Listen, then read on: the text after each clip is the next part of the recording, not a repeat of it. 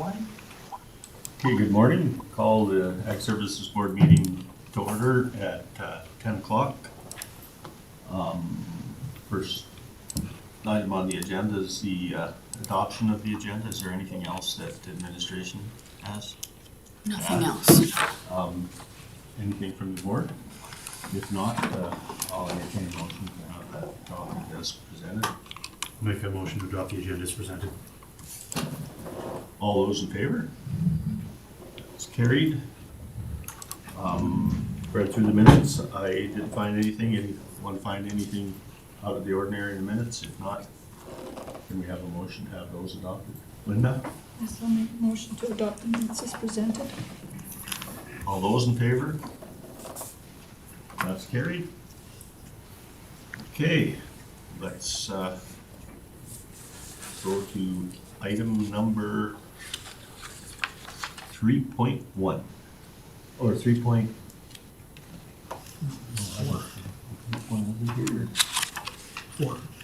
Four reports. We may as well start with your report on there. That works. Okay. So,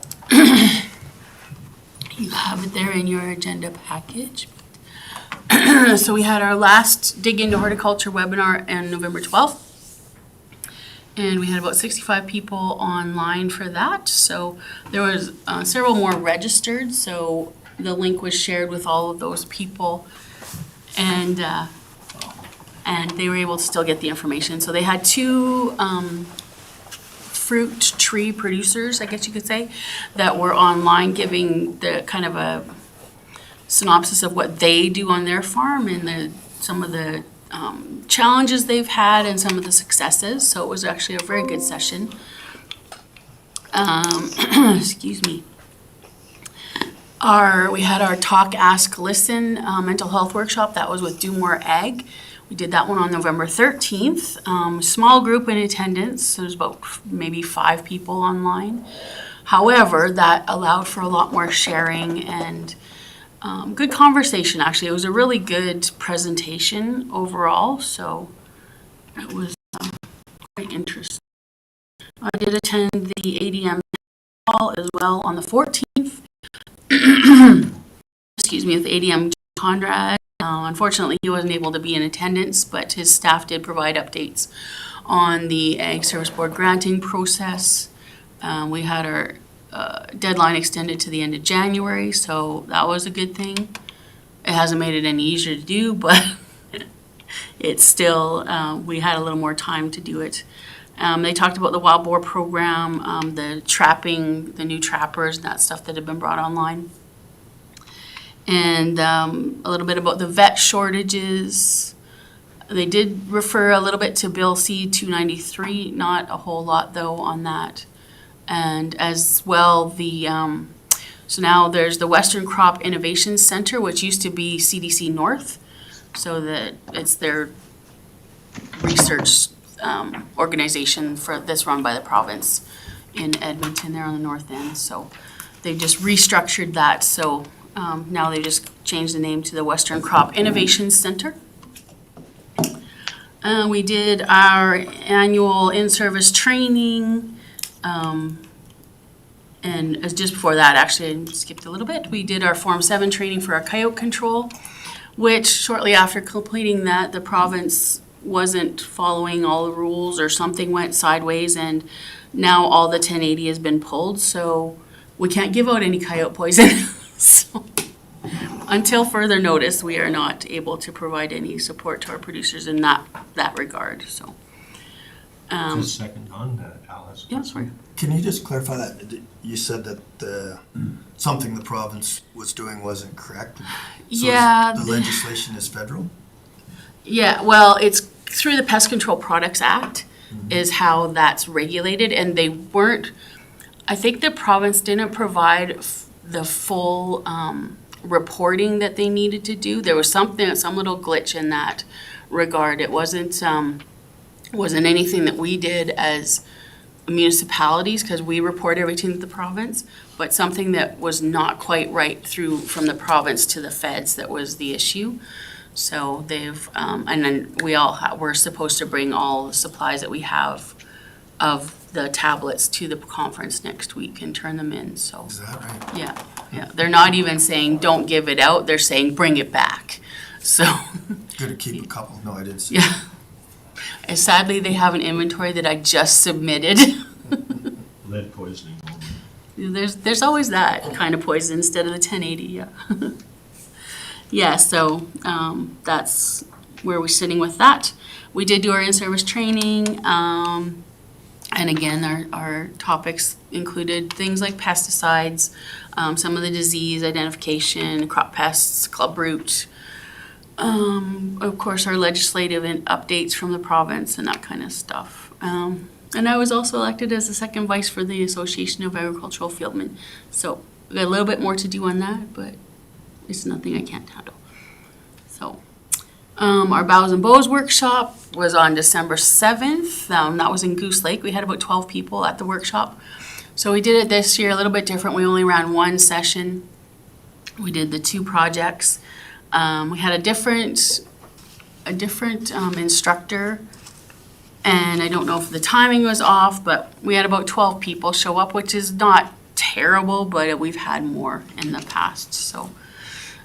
But the people that were there enjoyed the day, and they are still looking forward to next year, so that's a positive. So, I've also been working with our asset management team in the implementation of a new system. So looking specifically right now, we're doing work orders. So how we can fit agriculture services into this work order system. So I've been doing a little bit of work with that. For the election coming up, I've been appointed as the deputy returning officer, so I'll have some training sessions to do and some duties coming up for that, especially getting closer to the fall. Of course, we'll all be attending the provincial conference in January, next week, I should say, in Edmonton. So I did print off the agenda for everyone, and you all have a copy of that. So, and also it is attached to your calendar invite. So if you need it and you've misplaced or forgot your paper copy, there will be a copy on the tables. We were informed yesterday, but the electronic version is also available in your calendar invite. So. What else? Updating our mowing contract for for 2024. We're just going to do a 1-year contract, as we're planning to revisit the mowing in-house mowing plan for 2026 budget. So we'll just do a 1-year contract for this year. And we'll be busy working on getting our Ag Service Board supper that's scheduled for February 28th all planned. I've also signed up for another Working Well workshop. The Green Acreages program, we have a Orphan Wells workshop that we're doing on February 5th with Lac St. Anne County. And Barrhead County is interested in doing a drone spraying workshop, so we'll partner with them coming in the spring. So, and then the last order of business on my little report there is I'll be going to the Alberta Invasive Species Council conference March 5th to 6th in Olds.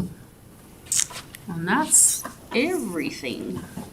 I just have a question, the Orphan Well workshop, how is that laid out? Like, is that something that local landowners can attend to? Yeah, or- absolutely. And Yeah, that's what the intention is for local landowners. It's gonna be at the Lac St. Anne County Council Chambers. Okay. So I think Travis said they can get 50 to 60 people in there. And we've got several, like from the Energy Utilities Board, several speakers coming for that, just to address different aspects of the Orphan Well stuff. And then people can ask questions if they've had questions. And Okay, and how are we advertising that? Because there's a number of producers in our area that have some real issues with so I've sent it out to my contact list. So I have a contact list of about 200 people that I send out to. We were putting it on Facebook, and it's also on our webpage. And then Lac St. Anne, of course, is also doing their promoting as well. So I'll send out another reminder by the end of this week to everybody about that workshop so that we get as many people aware anyway. And it is during the week. I think that's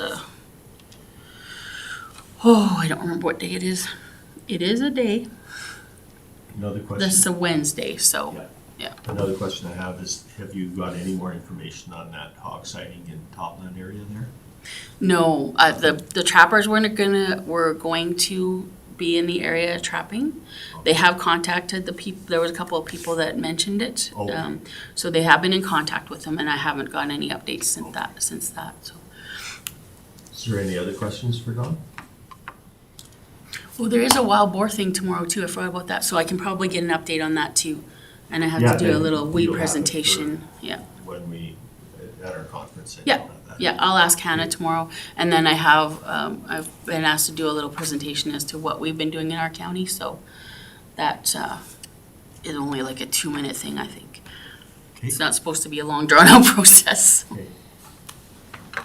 All right, Dave, Make a motion with the ag service manager report for information. any more discussion? If not, I'll call the question. All those in favor? Okay, I guess we can go to new business, insect survey results.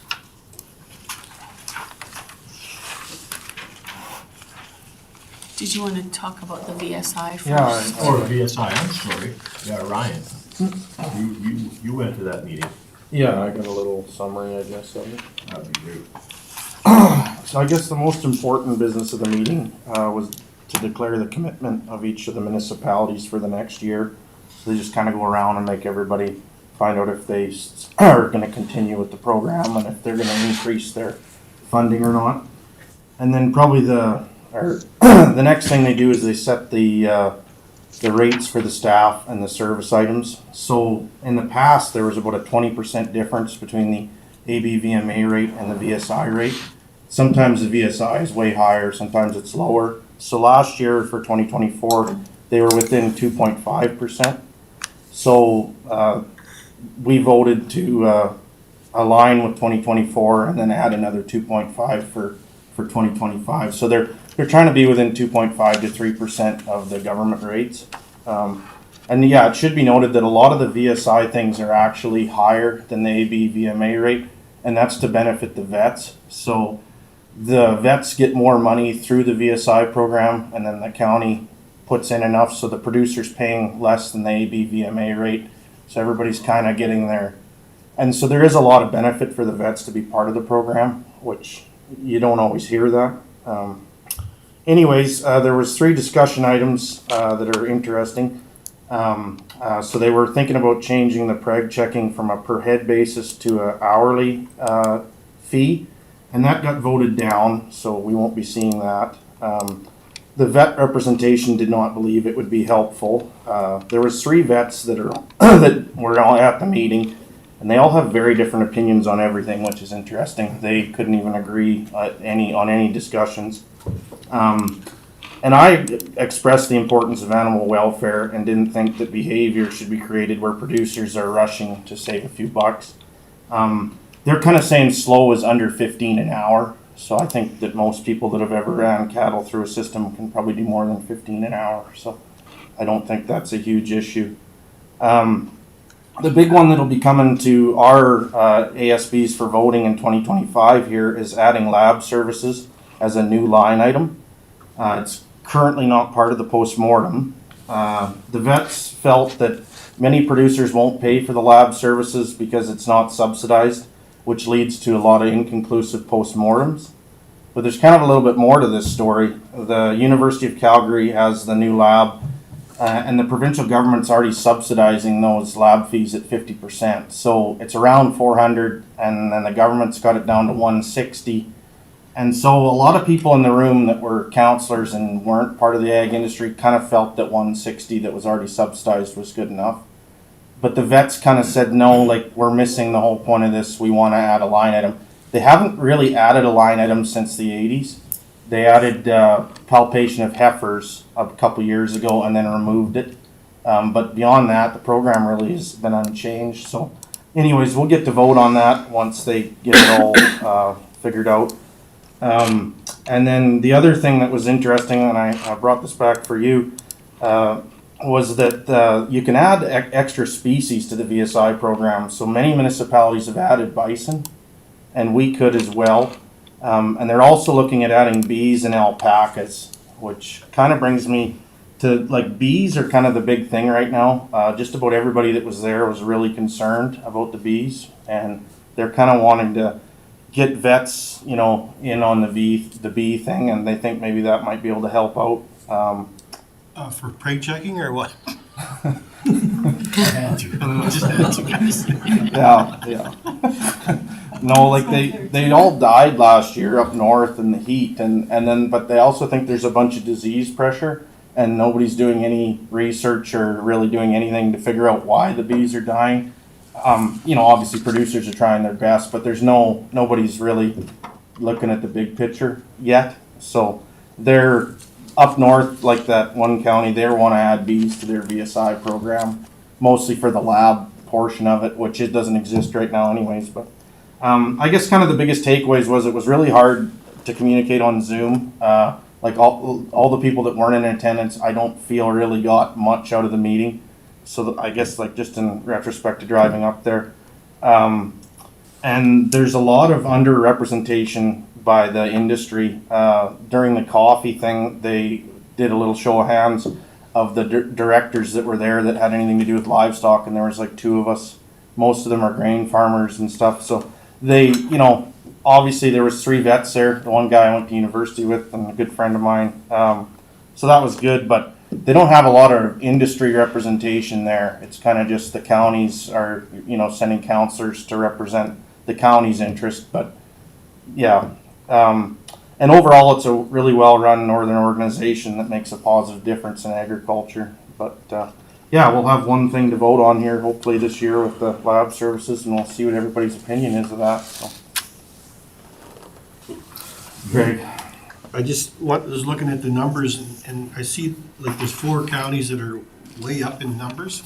Yeah, so the other Is there a reason for that, or? well, the other interesting thing about some of those counties are that they keep bouncing their checks over and over again, and so that, like, and then they keep, like, there's 3 counties that they're oversubscribing to the program, and so the vets send in way more than, because they don't have a producer cap like we do, or they do have a producer cap, but VSI isn't in charge of the cap or whatever. So the vets just keep sending requisitions to VSI to get paid. VSI keeps paying them and sending invoices to these counties.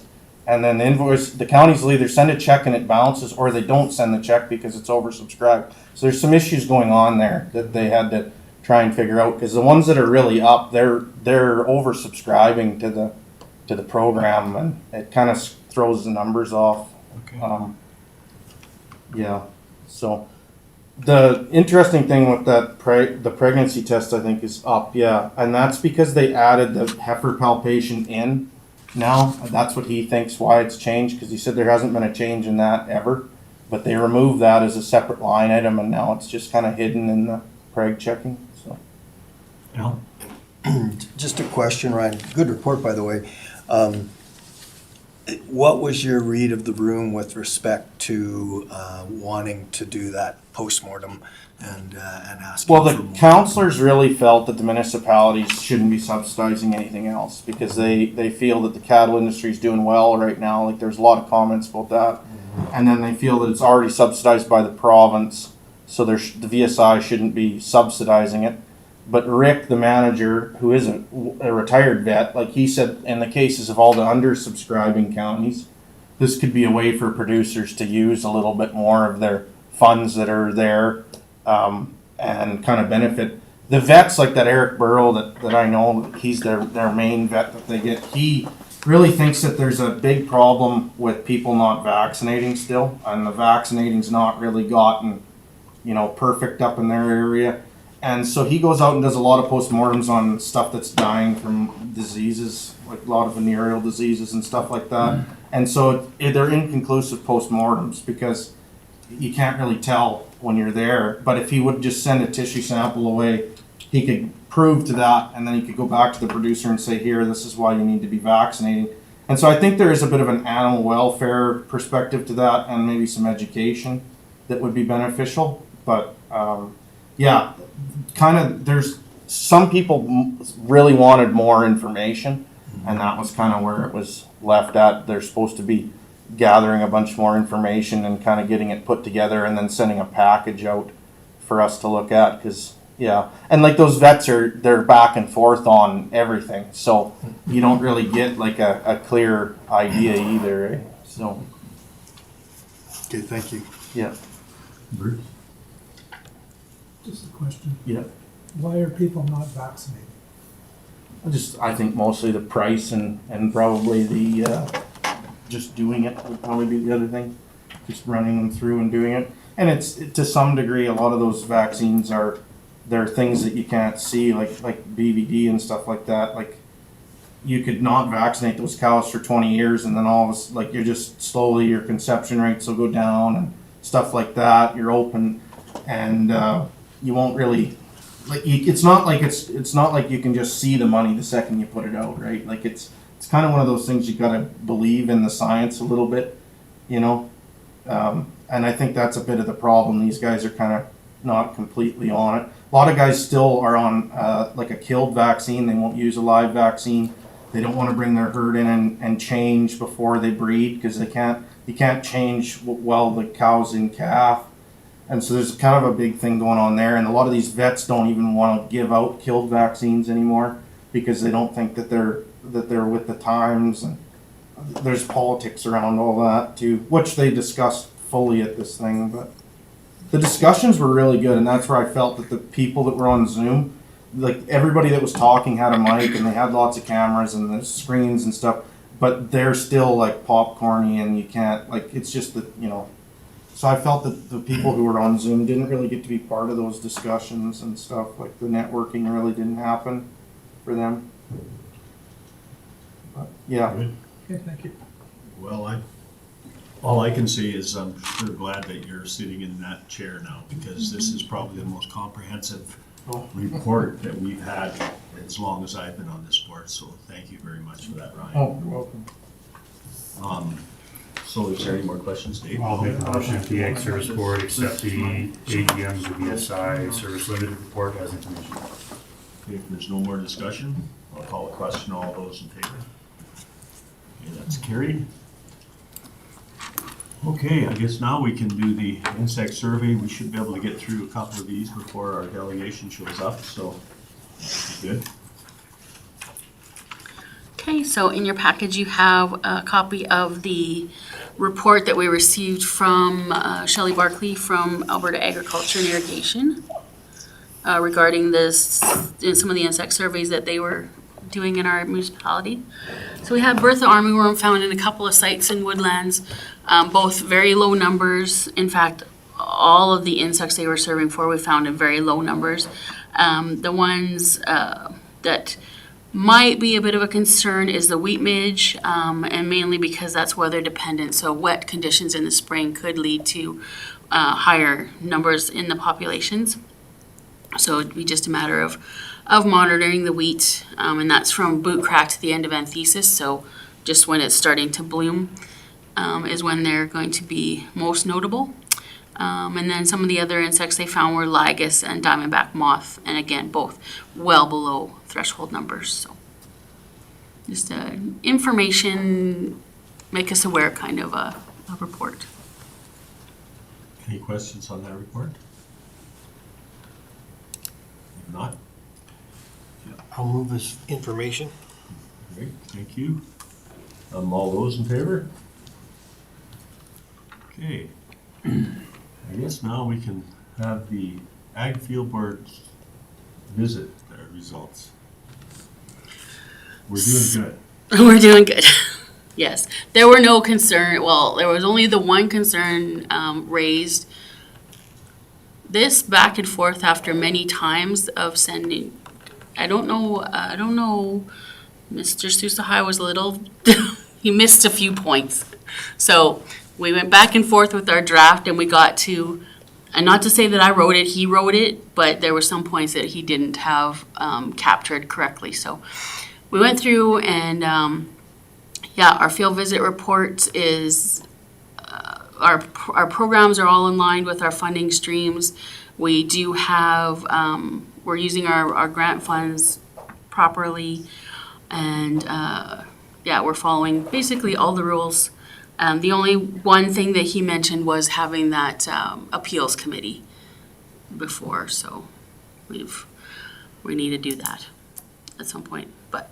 One of the things that I noticed when I was reading through this, that they, in their observations, they had said something that our programs related to Animal Health Act and Conservation Act are the weakest. So what would that entail? Again, that might have been him interpreting. So our Animal Health Act, like we have our Livestock Emergency Act or plan, we've got that in place. I don't think he was fully aware of how much we put into that. So that is in place. Also, we're working with the VSI, that is part of our granting process. So the VSI actually fits into the health, animal health as well. So, and then, what was the other one? The Just, soil conservation? Soil conservation. Yeah, we don't really have that much of an issue with soil issues. Yeah, As we far don't have as- the wind and the soil No. erosion that they have somewhere else. No, not like they do down south. Like our biggest issue might be some water damage, but for the most part, we don't have a huge issue with soil conservation here, so. Good. Yeah. We've got policies in place, but not, Yeah. they're not that stringent, not like they would be, say, down in Milk River or something like that, right? So, Al, go ahead. Just coming back to that appeal board, like this committee had talked about that last year sometime. If I remember right, in the event that there was appeal launched and we didn't have a committee, we could borrow one from another county. yeah. Yeah. Yeah. Okay. Yeah, and I've reached out to Barhead about that, and there would be no problem. Sure. so. Okay. Yeah, we just don't have one set up here. And that, I think that probably needs to be something written down, maybe. Like, that's just a verbal agreement, right? So it probably should be something we have down on paper, maybe even a policy, but And how many people sit on that appeal board? Four? you can have 3, 5, there's no specific number. And More than 3 probably would be the ideal, yeah. so ultimately, like I think I read in the report, it was April or something was what our Yeah, period it's our was for that. deadline. Is that something that we're gonna try and pursue then? Yeah. Okay. He'll forget about it anyway. But we won't, I'll make sure it gets done. Okay, are there any more questions on that? If not, we're gonna. Sure. I'd move that the Ag Service Board accept the field visit results as information. All those in favor? That's carried. Yeah, I don't, was our delegation gonna be here right at 10:30 or? That's, yes. Okay, so we'll just carry on then until they come, if that's, unless they're not, they don't know how to get in here, so. I did tell him I was downstairs in the council chambers, so I'm hoping they know. Okay, so Even if they let's- go upstairs, they'll be directed to down Let's here. go to the 2025 34 provincial conference resolutions. We need to appoint 2 people to do the voting for that. I'd move that we appoint our chair and our vice chair, so Peter Culkin and Ryan McLaughlin. Okay. That is a motion or an appointment, so all those in favor of that? Okay, that's carried. I have a question about the conference. Okay, go ahead. Am I expected to go to the chairman's meeting as the vice chair, or just you? Yes. You can, you're kind of. You're welcome to go, You're but more you don't than have welcome to. If you'd like to, I know Greg did go to the ones when Okay. he was the chair, so it would be good if you could, and if you can't, that's fine. Okay. We did too, that 1 year she went. Cause Yeah, that's Grand Prairie went. that's the evening, like that would be Monday. Yeah, Monday 2:30, I evening. guess. At 2:30, yeah, it's pre-conference, Yep. that meeting. Okay. It's really good.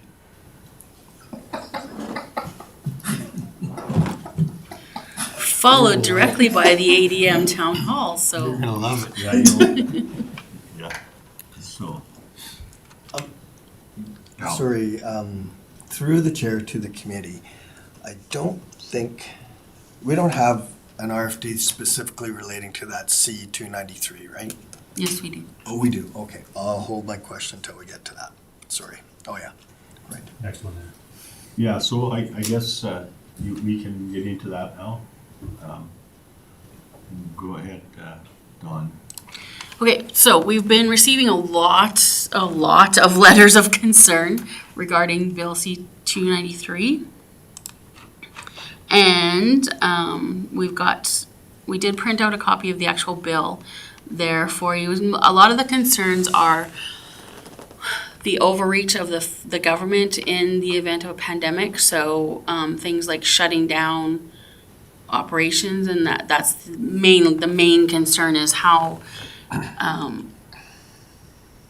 much power it gives to the government to place those restrictions on agricultural practices, basically. So we have, like I said, several municipalities have expressed concerns. I don't know how many letters we've gotten now, but there's 23, how many? 23. 23 letters. So out of 70 municipalities. So yeah, I'm gonna ask the question I was gonna ask last time. I read that bill, and it does say that before the federal government would enact any type of change to large agricultural food producers, that they would consult with a number of entities, and one was the provincial government. So my logical side says, from a practical point of view, our province isn't gonna allow the federal government to come in and do things that are completely detrimental to our producers and to our province. That being said, I'm just wondering if, like, to me, this really should be directed to the RMA, who then can work with the Federation of Canadian Municipalities. And I'm sure there's a timeline on this, but I look at this and I read all those letters and they're all saying the same thing, and they're making the same point and everybody understands it. But I think collectively we're gonna have more of an impact if we get those bodies involved. And so I'm wondering what the process would, or whether the committee agrees with that, to, do we ask council to look at this? So yeah. Yeah, you make a good point. You make a really good point, because I think part of the problem that we have here is that because this is a federal legislation, the advocacy that we really have any impact at would be at RMA. I don't see the Ag Service Boards Association having that kind of advocacy power, because, quite frankly, the overreach of the federal government has manifested itself in quite a few different places in our provincial jurisdictions. So, yeah, that's a good point. Maybe that's something we should have a discussion about.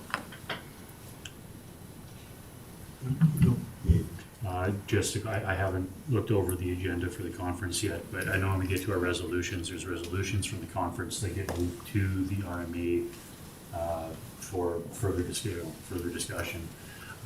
Dawn, do you know if this is coming up as a resolution, or have you seen or heard yet for our conference next week? So it's currently not one of the resolutions on the list, but that's not to say there might not be an emergency. So, because that would kind of move those steps where we've had before, where at the conference, a resolution is passed and it's gone, we've seen it at the next RMA conference. Yeah, and those resolutions are in that RFD, right? And that's what led my question is it's not there. It could come as an emergent. Yeah. And I haven't heard anything about any emergent resolutions yet, but. Greg? Yeah, I'm not quite sure I agree with Al when he said that, like, the federal government will consult with the Alberta government, and as far as politicians consulting with different politicians, I don't trust my livelihood to any of them, Fair enough. you know, to make the right decision.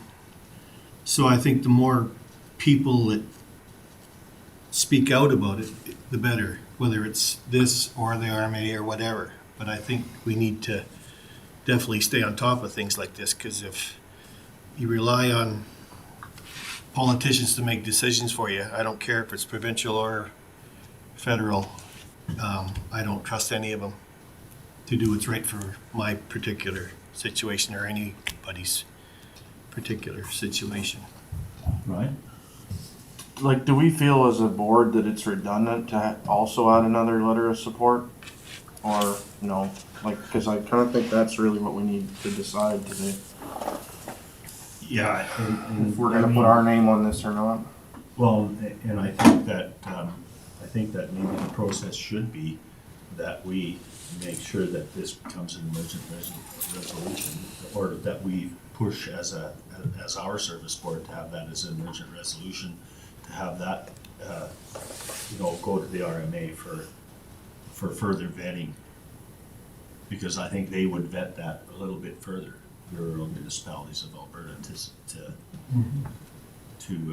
to see exactly how that would fit. They do that all the time. I don't know what the process with the Ag Services Board is. They usually do that just under the Provincial Ag Act.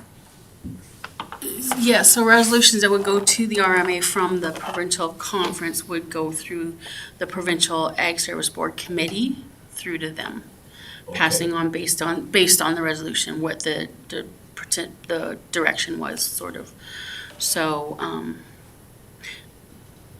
we could wait and see if it is an emergent resolution at the conference. And then maybe we could, what we could do is approach the provincial committee to act on behalf of Ag Service Boards of Alberta to take it to the RMA.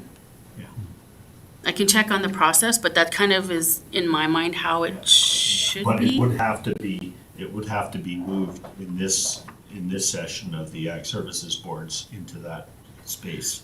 Yeah, if it was an emergent resolution at the conference, it would have to be passed at the conference before it could move on to whomever they identify in that resolution. Okay, is that then something that we should consider as, putting out there at our chairmans to see whether they could formulate emergent resolution based on that bill?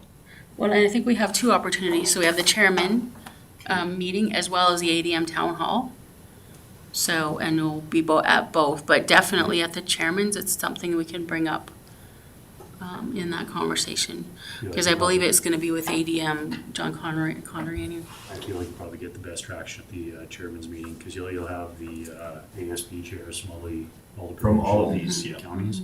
And I would almost, as a betting man, would put money on the fact that it is gonna come up, so. Okay. Yep. Bruce, go ahead. Also, talking with the chair of, or vice president of RMA, he was saying that the RMA is looking at dealing with the federal government more and bypassing FCM. So, Dealing directly. yeah, Yeah, that's right too. Being cognizant of time here, I'm gonna make a motion that the Ag Service Board accept the Bill C-293 as information. Any more discussion? All in favor? Okay, that's carried. All right, our delegation. How are you guys this morning? Good, well, thank you very much for coming in. And, come on up, sit up. You're in the hot seat. And, thank you very much for coming. You're probably very aware of what our discussion is gonna be. I'll maybe make a quick introduction around the table here so that you know who you're talking to. And, I guess, Not running because you guys are here. I gotta meet you. Sure. Yeah. And you can tell stories about him once he's gone. We're all good, I promise. Don, go ahead. So I'm Dawn Fortin, the manager of agriculture services. We've been chatting over email. Yep. Ryan McLaughlin, just the director at large. Bruce Preston, counselor for Blue Ridge. Yeah, and I'm Peter Kilton. I'm counselor for Freeman River, Goose Lake area, and the area where the scale in question is going to be. Greg Thompson, just member at large, Port Assiniboine. Linda Renford, member at large, Board of Assembly. Welcome, guys. Alan Dean, Whitecourt Central, so West Mountain Road area. Jeff Zen, I'm the county's Director of Infrastructure Services. I'm Tom Thompson. I'm the General Manager for CAN4, so I look after the Alberta region, so Grand Prairie to our facility in Atchison, everything in between. Yeah, and Marcel Lecroix, I'm the Woodlands Manager for CAN4 and Whitecourt, so I look after Whitecourt, Fox Creek, and then fiber to Miller Western as well. So. Okay, I guess the topic of the question is whether we can develop a relationship to utilize some of your scale at that lay down yard, the old transportation yard there at Fort Assiniboine, just to help the ag community out a little bit, and maybe just give us an idea of where you guys are at and what your thoughts are as to whether there's even possibility to do that or how it would be done. Okay, so I guess first of all, yeah, our agreement with transportation right now runs until December of 27.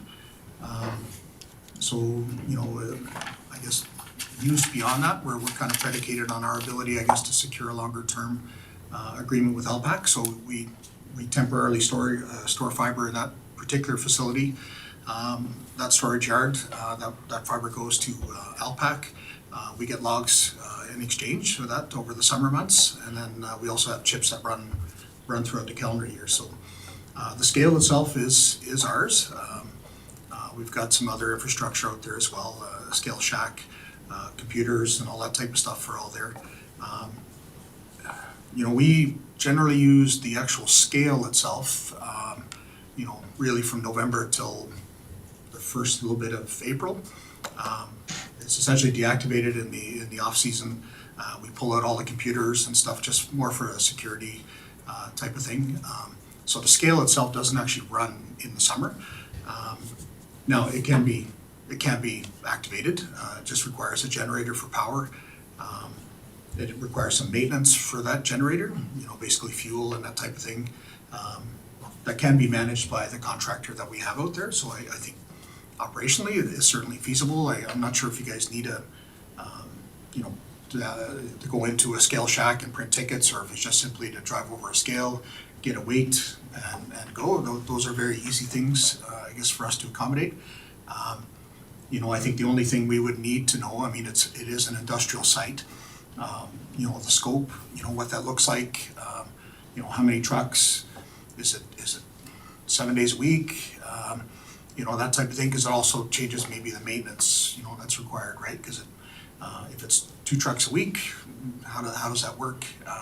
You know, we certainly want to minimize congestion and all that type of thing. It would need to be, fortunately, we have one contractor that does all the work out there, so it becomes a little bit easier to manage from a communication and all that. But yeah, that would be one of our immediate concerns, right? Is just making sure that trucks that are going in there, you know, if drivers are outside the truck, you know, PPE use and all that type of stuff, we would need to manage. The ground is pretty good, like, so, you know, rain or shine, you know, accessing that scale is pretty good. We do, I guess we are working our way through some plans with Weights and Measures Canada around the scale. We may have to do some major maintenance to that scale. Not a ton, we might physically just have to move it around a little bit. There are some requirements around if you have a temporary scale in a spot for more than 2 years, then you need to establish a little bit more of some foundation and that type of stuff, right? So we're kind of working through Weights and Measures Canada on what our requirements are for that yard, but again, you know, it's all kind of contingent on our ability to, we'll put a bit of money at it to get the scale in order, as long as we are able to secure the fiber you know, into 2027. At this point, we don't expect any issues. We're kind of in the final throes of some of that stuff right now. But I mean, in terms of I guess as a general comment, yeah, I think it's something that we can work towards. It just for us, we probably need to get a bit of an understanding of what that looks like, right? Because it's just, again, it is an important site for us, and we certainly wouldn't want to see anybody from the county get hurt out there or something like that, right? Because of something that we didn't know about or whatever, right? So those are just some of my, initial thoughts, I guess, but, So time frame wise, I guess, do you guys have an understanding of when you would like to use the scale and volumes? I think right now, I think we're just in initial conversation because it's so cost prohibitive for us to put a scale up specifically in a small ag area. So, we're just looking for some kind of a synergy. So I think what I'm seeing here right now is that we don't have enough information yet exactly as to what we would need to do or what we're looking at, and then we would have to sit down with you guys and say, okay, what are the possibilities here? Because I think it would be, like, it is an industrial site, it is something that we have to recognize. There's liabilities and all of those issues that need to be addressed. So we'd have to run that even through our county to see whether we would be able to participate and how. no, I mean, and certainly we want to maintain a good relationship, right, with the county out there and certainly members of the community and stuff. So, Yeah. I mean, if there's a way we can make it work, we'll certainly do our best to make that work. So, thanks, Peter. So, with respect to the maintenance costs, well, let's suggest that a schedule comes from us, makes sense to you guys, and we're going to do it, and maybe it's whatever, 3 days a week or 2 days a week, however that looks like. The costs associated with maintaining that facility when we want to use it, do you guys have an estimate on that? I'm assuming we would bear that cost. Like, what are your thoughts there? Yeah, I mean, there's probably some opportunity to look at what the costs would look like and even sharing perhaps, right? Again, I wouldn't expect it to be significant. I mean, we've got to register a scale. We have to certify a scale for a 12-month period, so whether anybody's using it in the summer, not really a big deal. It's the same cost for us. I would say the biggest logistical is who's going to manage it, who's going to fuel the generator. Yeah. That type of stuff. There's probably some sort of an agreement if there's some damages there that we look at least, right? And see what the root cause is. But I wouldn't expect it to be significant. We'd be looking at a partnership, Yeah. like always. So we wouldn't be putting all of the cost on you. We would look at it as more of an opportunity to engage the community out there and Yeah. Okay. Sounds awesome. we Thank would you. come up with something fair. Great. I think, like, it's not gonna we're not gonna use it a lot. But it's just the opportunity to use it when, I can't see it being heavily used at all. But that's just my opinion. I live right there and as far as, but it needs to be 365 type thing, every day because farmers use it, who knows when they'll use it, but it'd have to be open to 365, I think.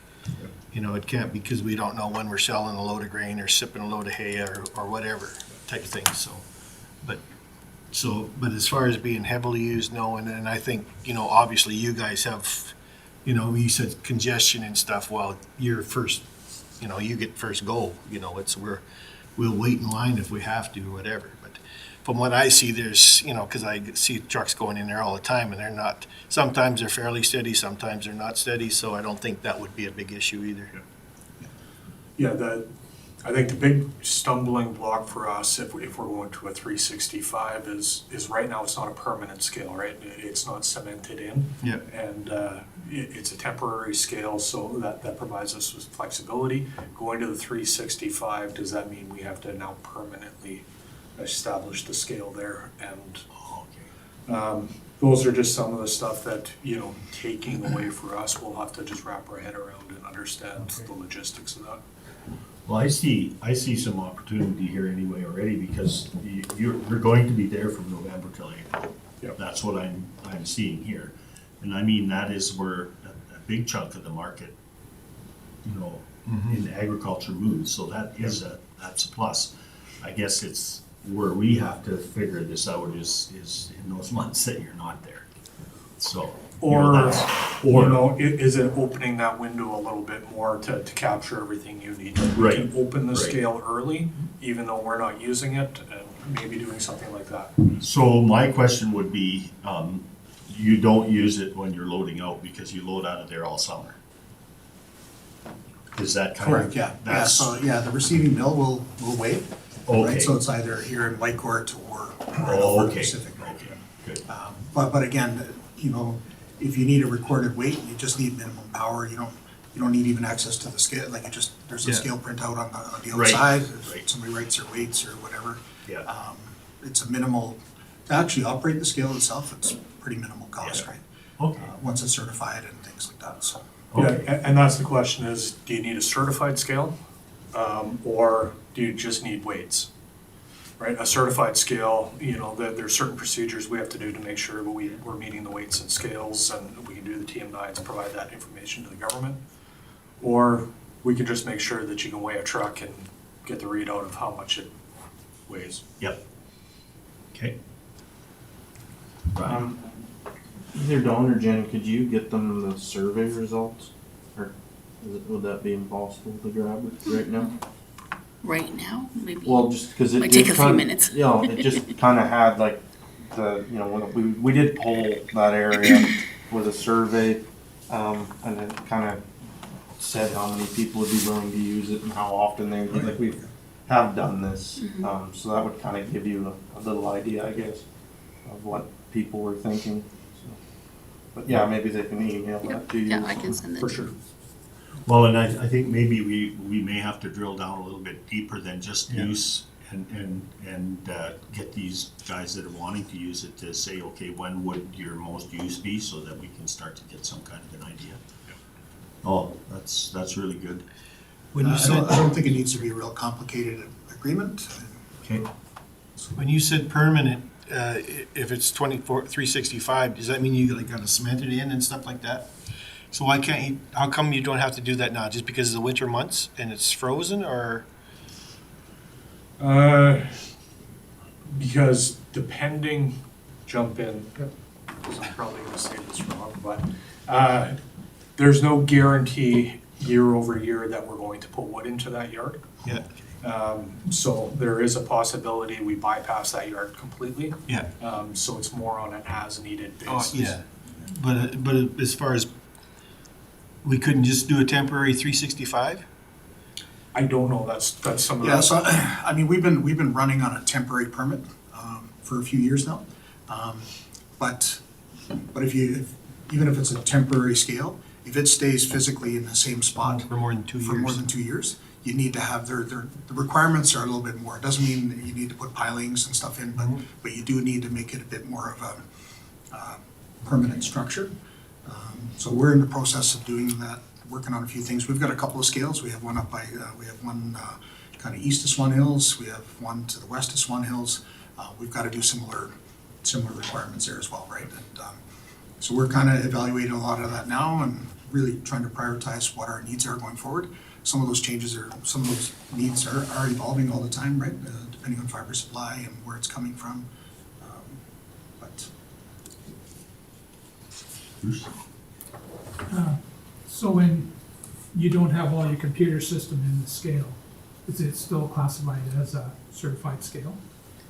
yeah, we have to certify the platform to make sure that it's able to, there's still a certification required.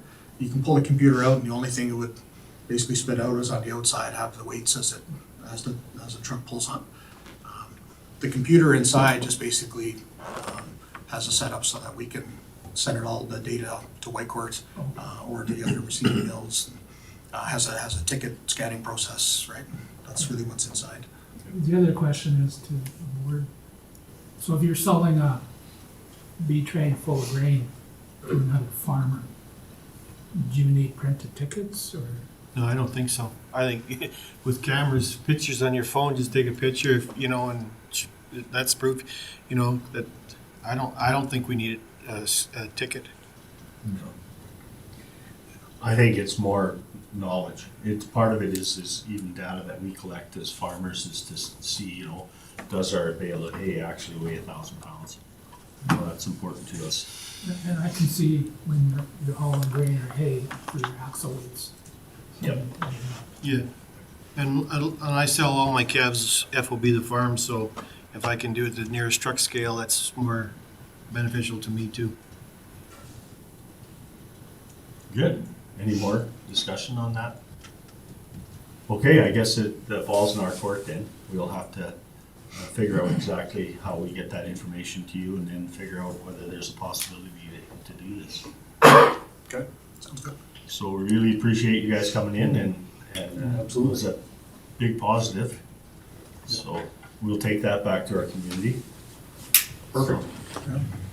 All right. Thanks, Thank guys. you very much. Thank you.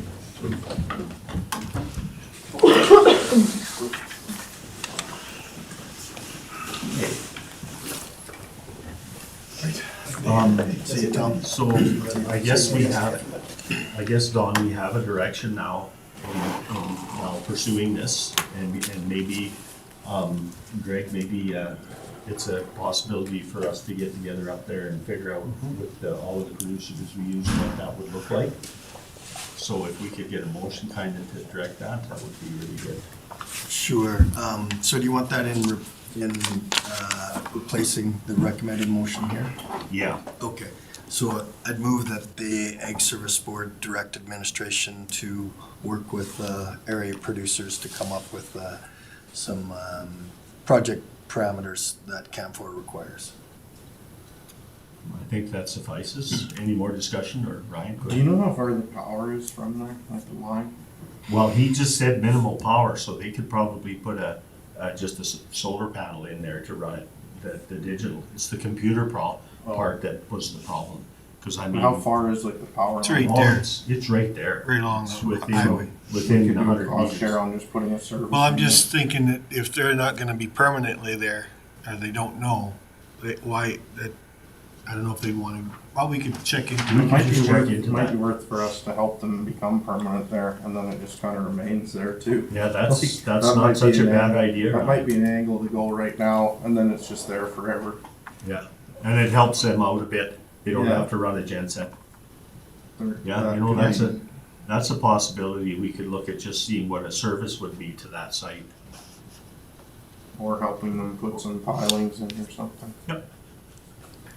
Okay, so, any more discussion on Al's motion? If not, call the question, all those in favor? That's carried. All right, we have our delegation from Gateway here, so you get to sit in the hot seat now. Okay. You'd like us here? Yes, please. Okay. I see you didn't bring Jay along.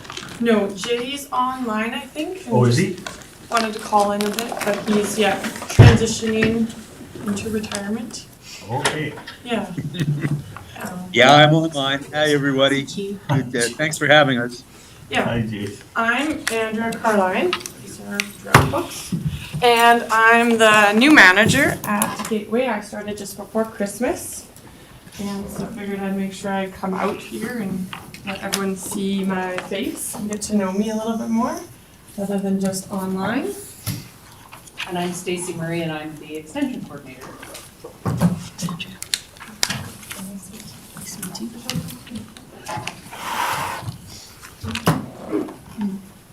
All right, we'll go around the table again. Obviously, you know Don, but the rest of us Well, now here will introduce ourselves so you know where and what our roles are. Yeah, that would be wonderful.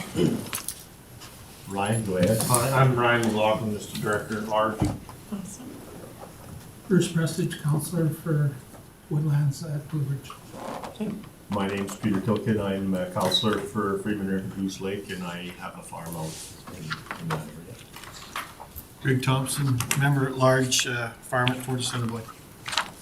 Linda Renford, member at large for Assembly. Alan Dean, I'm a counselor for the Lakewood Central area. Jeff Zahn, I'm the county's Director of Infrastructure Services.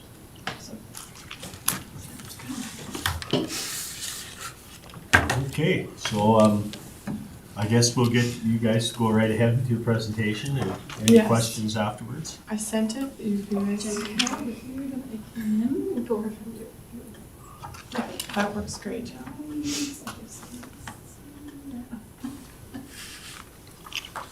There's some. That's okay. I can talk a little bit just about myself, introduce myself a bit better. So I grew up near Westlock on a beef farm where we'd background in cattle. And then we grew our operation to do a lot of farm direct meat sales, and that's currently what I do, evenings and weekends. And we raised chickens and turkeys and pigs, and then we, about 12 years ago, got into the cow-calf operation. And so my sister moved up to the farm, and she's doing a lot more of the cow-calf as my parents are trying to retire. Previous to working at Grow, I worked at Corteva AgriScience, leading their canola research for north central Alberta. So a fair bit of background in cattle and canola, and learning a lot more about all the other crops and new technologies that farmers want to try or look at least and see how it looks like in this area of Alberta. Awesome, thank you. Do you want to add anything? Introduce yourself. Just to introduce myself, because I've seen Dawn's name on 100 emails, but I've never actually met her, so nice to put a face to it. Yes. I grew up in the Vermilion area, east of Edmonton, have been in the Barkhead Westlock region for the last 16 years, and I've been with Grow for about a year and a half. So I grew up on a mixed cattle and seed grain farm, and so I'm pretty excited to be back into some more of the crop side of things. I worked with 4-H for a lot of years, and so have been working with youth in agriculture for a long time, so. And then we have Jay online, and he's been the interim manager. Jay, did you want to say anything? No, I've just been very lucky to be able to help out Woodlands County from time to time with various surveys and trials. We're really glad of our relationship, and we sure hope that it continues. And of course, we're also very appreciative of the funds that you've given us over the years. So thanks very much on your behalf, and I'm glad that we're leaving Grow in good hands that will address the needs of Woodlands as best they can. Awesome. And then we have two other staff members, Rick and Cabell, who help us with Cabell leads our crop research, and Rick is our equipment technician. And then plus we have summer staff that help us through the data collection intensive summers. Awesome, thanks.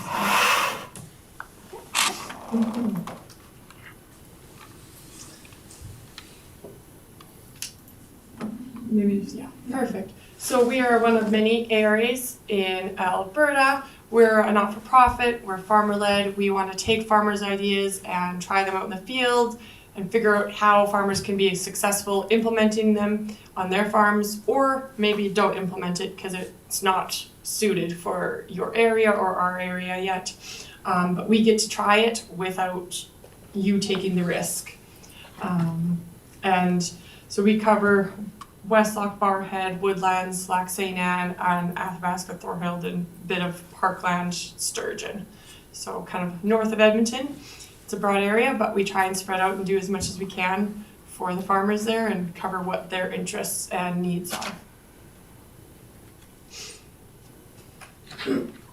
A couple of years ago, we went through a strategic plan, and so the board of directors redid our vision and mission statement to try and make it a little bit more modern and applicable to what they wanted Grow's direction to be. So really want to focus on that high quality data that's very usable for producers, and then making sure we have the extension events to follow it up to make sure the information we're learning and the connections we're building is getting out to farmers so that they're able to use it and it's not just staying in our wheelhouse, that it doesn't actually provide benefit to growers.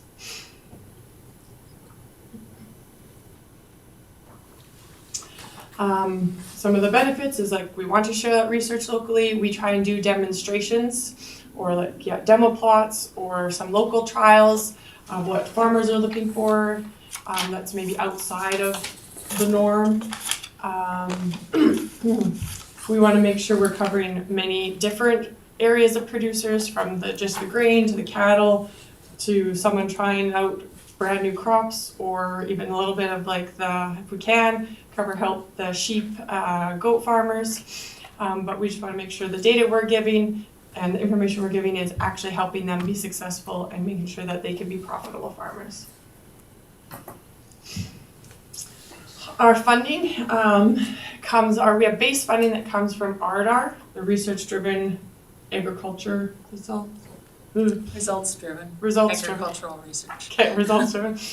So they provide us with base funding so we can cover lots of our base operations with like our building and getting desks and all that sort of stuff. Then for individual projects, we get funding. So we have the regional variety trials, which goes towards the seed guides. We have different alliances with commissions that we try and execute some research for. We have some breeder projects that we get data for.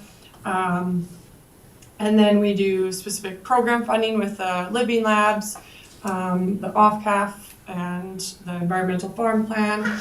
We do private trials as well for different seed companies and herbicide companies to test out seed treatments or just varieties, something that they're looking for, maybe they don't test in our area.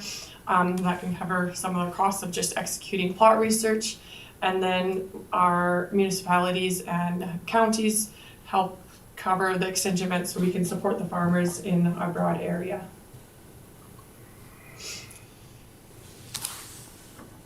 So GROW is known for our high quality replicated crop research data. We do a very wide variety of extension events, but Stacy does a really good job of making sure they're covering wildly different topics. Like farmers have to do a lot of different jobs, and we try and do our best to support them with that. And we make sure that the information that we're provided is also practical. It's not just all the data and stats, it's applicable and practical. In 2024, we did over 3,000 small plots, over 5 or 6 different fields. We did over 150 different varieties throughout all those plots, so that's why there's a replication across it, so we get better data from it. At our heifer pasture, we had 100 heifers there that we managed through pasture or rotational grazing, and last year our manager actually switched it to daily moves and decreased our pasture size to see what that would do for growth of our grass, and then we want to try and intensify that into an actual research project, maybe instead of just a demonstration of what things look like. We did our 4 major field tours, so we got to see the forages, the pasture, our crops, and the corn plots. We have a very popular webinar meeting that we do every couple Wednesdays, or every 2 weeks approximately, Wednesday night networking that we get lots of people calling into, and then we partner with the local universities on different projects or collaborations with getting their students some different experiences outside of the classroom. A couple more of our extension events that we've done is we also partner with farmers on open farm days, where it's open to the public for tours. We also partner with companies on their field tours, so if we can go be part of their producer meetings, we can talk about some of our data that supports maybe what they're doing or contradicts if it's not matching up, but we also plots perform differently in different areas. And we do some of the Living Lab activities where we're partnering and doing some, last year was a compost trial out at the West Loch composting station with Altroot and stuff. Onto the research side of things, these are some of the different projects that we are investigating that's either we've applied for funding through different projects or we're funding ourselves with the county and other community grants. So we're testing different crops. We're doing a genomics project on heifers. We are testing different agronomics with Aphanomyces, which I'll get into a little bit later, We're doing local wheat and canola varieties that are outside of the regional variety trials. So it's something that farmers are looking for that's maybe not tested there and they want to see how things perform locally. We're looking into different intercropping with variety of different crops, if it's faba beans, corns, lupins, what else, what can work and what can provide the best bang for your buck and also give your cattle the best food. We are looking into different deep-rooted crops and perennial wheat and seeing what could happen there. And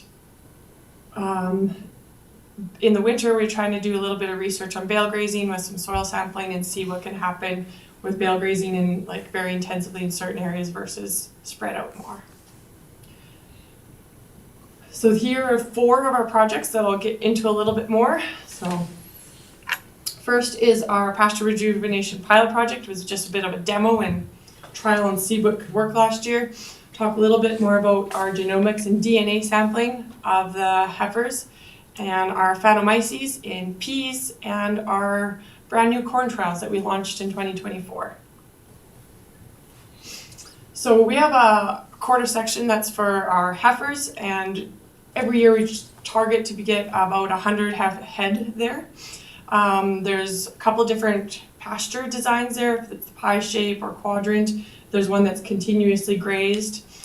So last year, the pasture manager, he switched it and got a lot more polyfence and was making all the pasture smaller, and then was doing those daily moves. And then so we were able to set aside one paddock of 10 acres, and we did 15 different strip trials of different seeding methods. So that's the list there. So we did some fall broadcast seeding with the drone and spring broadcast. We rototilled some strips and did some Valmar seeding or a Brilliant, and then we did some different soil amendments that we added at the same time as we seeded. And so there was no replication in this, and we know that different parts of that 10 acres were vastly different. We also discovered that there's a lot of thistle seed that was laying underneath all of the grass, and so the stuff that was rototilled mainly looks like thistle. So we want to figure out how we can manage this and make it successful, and then we want to figure out which of these methods we might apply to the continuous seeded or continuously grazed area, see if we can make it into a better research project of how people could rejuvenate their pastures that they've maybe taken over or something got away, it's been drought, it's not been managed as well as it could, we need to like get it back producing it better. So there was one custom blend that was provided from Steve Kenyon of Greener Pastures Ranching. So we had a bunch of different legumes in there, plantain, clovers, chicory, and so some of it was applied with the drone, some of it was with the Valmar and spread out. So different variety, but this was the same blend that was planted over all the different strips. So we took some initial observations last summer. You could see some initial germination happening. It was a bit of a slow start. We did have a bit of a dry spring, so like the drone seeded stuff had slow germination, but you could see little bits coming up when we were there. And we want to collect plant establishment here this spring to get a better count of what's actually emerging in the different strips. Want to get into a bit of quality analysis, get that weed control for those thistles on the rototilled strips better, and then start getting a bit of economic analysis, and then going forward with it, we want to see if we can replicate it, and then also see if we can try and use cattle and grazing to use like impaction or spreading it out. People have tried to feed it in their minerals, so then the cattle are spreading it out throughout your pasture, through the manure. See if we can try some of those out and how we could best implement it with the limited acres we have. We are just started this genomics project, and it's in collaboration with U of A and their Livestock GenTech project. So we're collecting samples from all the heifers that are at our heifer pasture, and then some other producers locally. We're also collecting samples. It's small fee compared to what it normally costs to do a genomic test. and then get the results back. And then we're asking producers to keep production data, whether or not you're keeping or culling those heifers for a minimum of 3 years. So seeing what those genomic results look like, or like what they started with, and then what did they actually produce. So the analysis, the score of the analysis providing data and scores on their breed composition. So I know our heifer pasture and what local producers are, there are a lot of Angus, but their breed composition, they still had like 1% Holstein in there and stuff, like random stuff was showing up. So it's interesting what's showing up in genes, whereas like way back when things are still showing up in their DNA.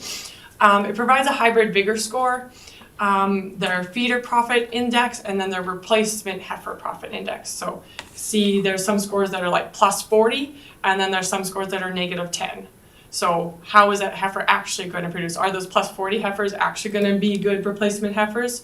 Or are they still going to maintain and be good feeder heifers? Or are they minus 10 legs? So how is that going to pan out in the next 1 to 3 years? And then their expected progeny differences. There's a couple other data points, but those ones I thought would be most interesting and applicable. A new project that GROW started was with Aphanomyces. So Aphanomyces is a root rot disease, and it was first found in Alberta in 2012, 2013.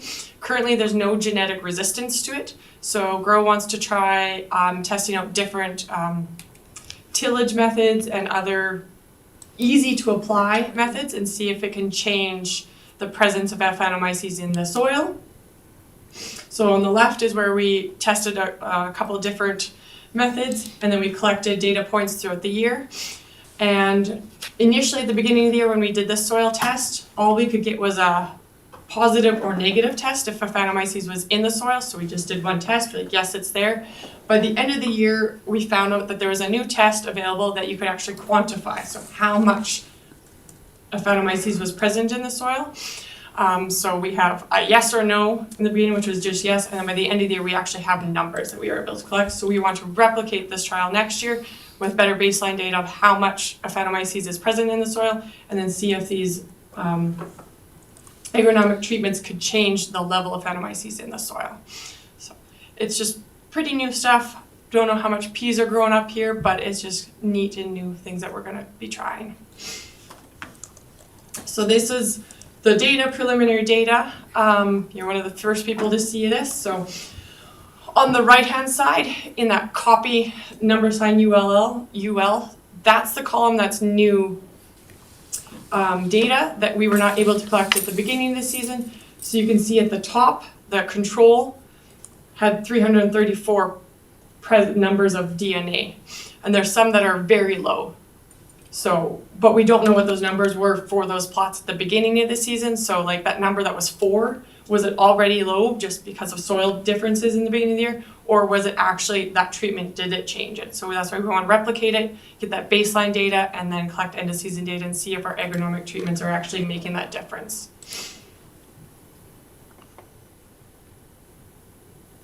And then our corn trials. So we got a corn planter in the fall of 2023. So 2024 was our first year of planting corn trials. Super exciting. We planted a variety of different trials, a lot of early season maturing corn, lots of different, mainly for silage, also for grazing. Some of it could make corn in like optimum conditions if you're a little closer to Edmonton. We want to try and adjust the challenges of growing corn north of like Red Deer. One of those challenges is hail. And our site got hit by hail the day before the forage tour. So that picture is the day after hail hit it. It looked miserable and super, super sad. But because we're researchers, we left it growing. We didn't try and salvage anything. We just wanted to see what it would turn into. And it turned into some corn that looked like corn. But if we were to collect the silage data, it would not be usable silage data because hail can differentiate so much from like this span of distance. So this plot could have yielded more because it got hit by so much less hail than over there. So it's not usable data, but still very interesting to see how well it recovered and that we can grow corn, and we're going to try it again this year and try and get some more data out of it. So. And then here's a couple more projects that we have ongoing. Some of it I've talked about, or that we want to expand on, our heifer pasture rejuvenation. Try and see if we can get some more data out of our daily moves on the heifer pasture, see if we can track. There's this auto scale that we're looking at, we would like to purchase, where the cattle go on with their front feet, and it scans their RFID tag, so it knows what cow it is, head of cow, whatever. You know what I'm talking about? Which animal? And they're going to get mineral or some other attractant, and so it just weighs the front feet, so it keeps all the hopefully manure and urine off, so that's not impacting the weight. And then with like machine learning, it can start calculating what that animal weighs the more often it comes on. So some animals will come on 10 times a day, and it's going to start getting a very accurate weight for that animal versus the one that comes on once a day. But over the span of a month in the summer, we're going to get some really accurate weight tracking, and then figure out, maybe we can track on how they're growing versus in each pasture, maybe how they're stressed or not stressed if we're doing something differently, or when we start looking at the rejuvenation projects, see if the different planting methods and whatnot are affecting their weight gain. So it's something that could be very usable, but it's a little bit money, and we need to figure out how to make it all work out. Also want to keep expanding that intercropping options. Now we have corn. What crops can we plant with corn that are going to like add protein and still be like salageable, or for grain, or for grazing? We'd like to get a cab tractor one day with a GPS so that we can have improved accuracy at planting and a little bit safer. And for the people that are mowing, they can stay a little cleaner so they don't have to shower every day. And then we have a variety of workshops that we want to implement. So, silvopasture, cow bites, water workshops, get speakers coming in there. And then one thing we want to improve on is the women in ag, and try and see if we can get small groups of women to meet up quarterly and talk about some of the issues or problems or successes that happen for women in ag. And so the silvopasture one is one that we would like to host in Fort Assiniboine, that we think is a little bit more applicable for the farmers in that area. So, yeah, that's growth. That's our contact information. If you're ever coming through Westlock, come find us, come by. We just got office renovations that are almost done, so it looks kind of nice now. Yeah. All right, I'm sure you're gonna have some questions. Go Yes. ahead, Bruce. Peter and I were talking to one of our sawmills in the area, and they have an abundance of fly ash. Okay.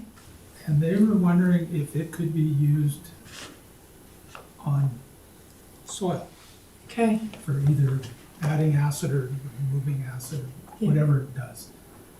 Would you guys be willing to look at that to see if you could run a test plot and see what it does? I think so. Is it a different soil amendment? You said fly ash? Fly ash. Interesting. Yeah, Okay. it's we had a really good conversation with them. It's a problem for them to get rid of, and they're wanting to landfill it. And when we were in conversation, I immediately had the picture of my our farm, which I was actually involved in picking roots as a kid there, so I know where all the brush piles were. Yeah. And what was really interesting in the pasture growth is that you see the pastures like this, and then where the brush piles are like this. So I thought, you know what, maybe there's a value added there that can benefit both agriculture and the forestry industry. Yep. Get The rid other of a one was byproduct. fiber. They have a real abundance of fiber. If there's soils that need some of the they call it hog fuel, Okay. which is kind of a composted version of all kinds of different bark and buds Yeah. and stuff like that. So I think it serves a purpose for us to start to, Is develop that mill that here in relationship. town? Out at West Fraser at Blue Ridge. And there's a number of mills, like this could be a template that we could use.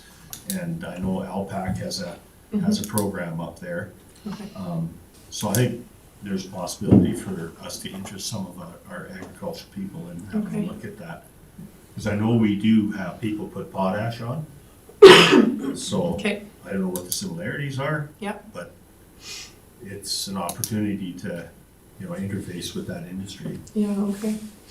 Would you know if it's yourself or other growers that would be interested in doing it on farm as a research trial? Because we could help partner being the third party to apply for a program through like ARDAR or some of the other commissions.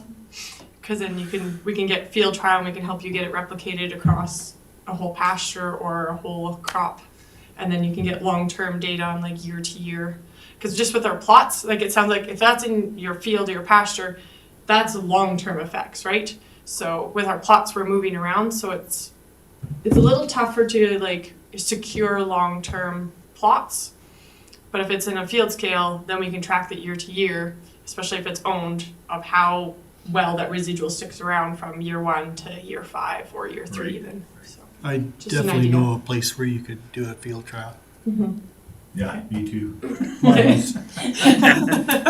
Okay. What this If I product could just is, add in a bit, in the past, we've done some wood ash trials with the material from DAP Power. We did some square meter sampling and trialing in our heifer pasture. And while we don't have perfect results off of it, it certainly was encouraging to have varying amounts of wood ash applied to the degraded heifer pasture that we had. So we've got some background information that we can use as a stepping point to start off a fly ash trial as well. So sounds very interesting for grow. Thanks, Jay. what this product is when the logs come in, they debark them. Mm-hmm. So it's basically the bark and, the outer layer of the log, Mm-hmm. and then they burn it Mm-hmm. to make steam to use in their kilns, Yeah. to heat their kilns up. So it's a byproduct of what they're doing. Okay. They're using it once already. Yeah. As to get rid of it. And Mhm. it'd be nice to get rid of it permanently and Yeah. have a good result out of it. Yeah, divert it from the landfills, find a proper, actual good use for it. Cool. I like it. Yes. I've done quite a bit of work with wood ash and like the stuff from the power plants. Usually the heavy metals is the concern because it burns at such a high temperature. Okay. So the interesting thing about this stuff that they're talking about might be that it doesn't burn at that high of a temperature, and Okay. it might not have that heavy metals released in it. Okay. Because like wood ash, if you put it on like where you're grazing and it doesn't get worked into the soil, like it can have, like you can kill cows with it. Gotcha. Okay. So that would maybe be the interesting part about this product.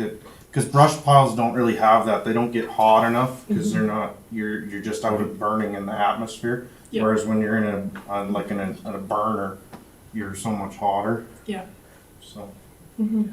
that would maybe be the interesting But thing we'd have about to this product. Test it first. Yeah. Well, so then, yeah, test it. exactly. I Jeff think that's where- Dole up in your area, he's the White Court Powers agronomist, Okay. and he's in charge of wood ash distribution from here all the way over to Athabasca. Okay. So he has like more information on wood ash and soil amendments and pH curves than anybody. Okay. Cool. So that's a good name to know. Cool.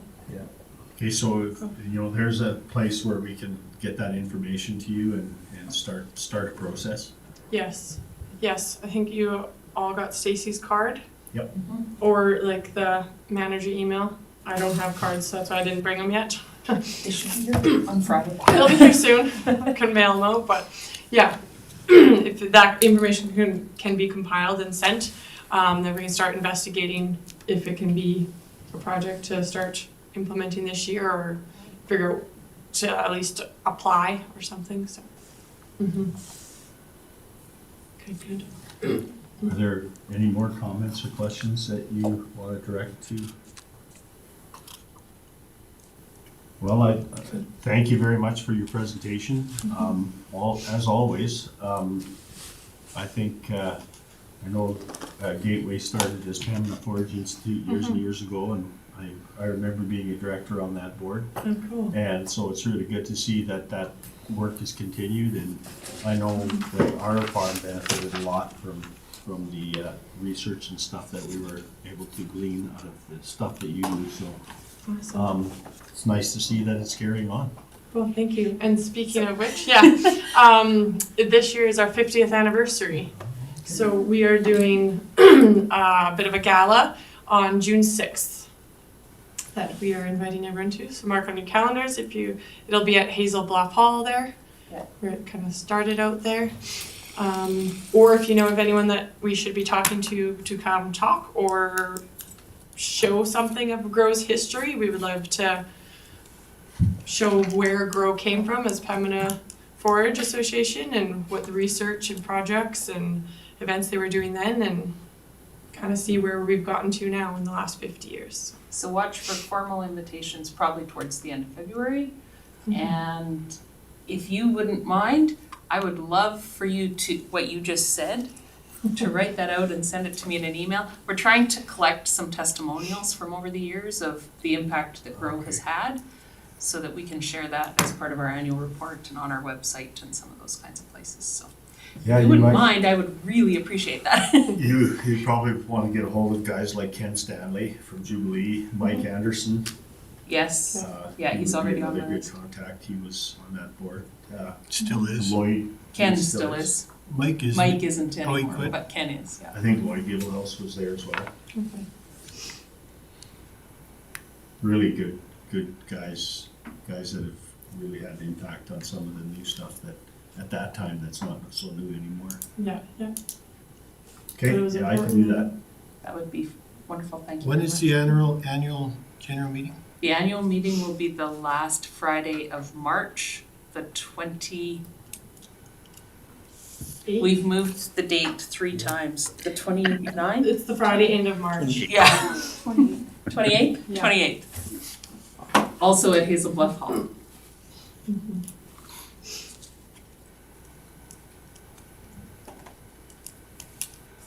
And thanks to the Thompsons and everyone from Woodlands County that's helped us out over the years. We've greatly appreciated it, and it's been to our benefit and hopefully to yours as well.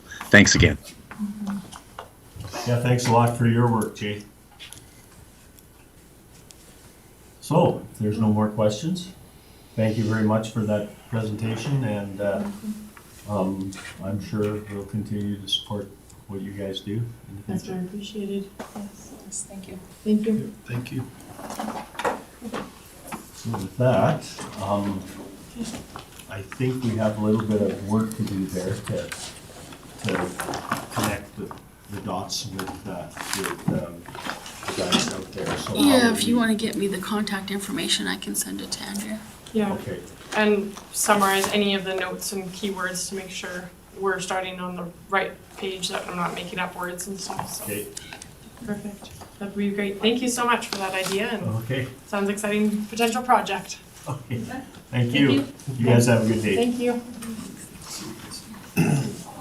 So I guess we will need an action motion there, or or are we just gonna, I can Just just accept forward this the as information. information.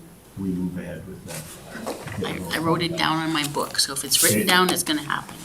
Okay. Good, so can I get a motion to accept that, Linda? Move to accept the presentations information. If there's no more discussion, I'll call the question, all those in favor? Carried? Okay. Moving on to the permanent, or the Provincial Service Board Conference, is there anything there that, oh no, just a minute, I'm sorry, I'm ahead of myself again here. We did do the pandemic one, right? Yeah. So now we need to go to the service board conference. Correct. Who's going? When? So I polled everyone via email, so everyone is registered, so it's just a matter of passing that motion to. Okay, so we'll just get a motion passed. Move that the ASB approve the attendance of all interested board members to the 2025 provincial conference on January 20th through 22nd, 2025. All those in favor? And that is carried. All right, We'll Just, go can to I the- just add some information to that, Peter? okay. Just, we are registered at the Wyndham Hotel, not the Delta, so it's just like across the parking lot, same side of the street, so we couldn't get into the Delta, it was booked right up, so. Okay. This is probably better because we don't have to wait for the elevators at the Delta and they're slow, so it'll be good. Okay, Walking Trust distance. your hotel picking skills. Listen. You want to buy one? Slept on- Don't let him. Don't let Yeah, exactly. I had to go out and sleep in my truck. Come on now. okay. All right, so, the permanent recycling program, green bags and twine. See, we're getting somewhere there. So this is, oh, sorry. We haven't been approved for the rolled grain bags and the twine collection. So that's in the works still. We haven't really expanded the project so much, but what they're doing is they're trying to get this as, because right now it's still a pilot project, they're trying to get this as a permanent project, much like our pesticide container recycling, where it's going back to the retailers, and I'm thinking that's what they're planning with this project, the same idea. So they're looking basically for a letter of support for that to the provincial government to develop that long-term plan for the recycling of those ag wastes, ag plastics, I should say. I see they still don't have the silage wrap in that. No, there is still a pilot project on that, and that's basically down in Lethbridge. Yep. That's about the only spot in Alberta that's doing that, so I think there's a lot of challenges with the silage because the plant material does stick so much to the plastic, so it's hard to take just the plastic for recycling, so.